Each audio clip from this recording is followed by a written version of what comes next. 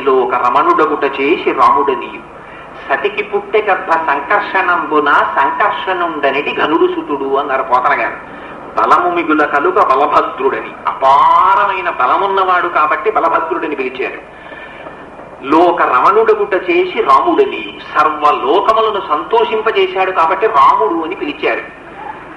బలము మిగుల కలుగ బలభద్రుడని లోక రమణుడగుట చేసి రాముడనియు సతికి పుట్టె గర్భ సంకర్షణంబున, ఈ గర్భంలోంచి తీసి ఆ గర్భంలో పెట్టి గర్భ సంకర్షణమైంది కాబట్టి సంకర్షణుడని పిలిచారు. గర్భ సంకర్షణంబున సంకర్షణుండనిడి ఘనుడు సుతుడు, అందుకుని ఆయనకి అన్ని పేర్లు వచ్చాయా అన్నారు. సరే, అష్టమ గర్భం దాల్చింది దేవకీదేవి. ఈయనకి కంటి మీద కునుకు లేదు కంసుడికి. కుడుచుచు తిరుగుచు వ్రాలుచు అరుగుచు కూర్చుండి లేచు ననవరతంబున్ హరితలచి తలచి జగమా హరిమయముగ చూచకంసుడారనియలుకన్.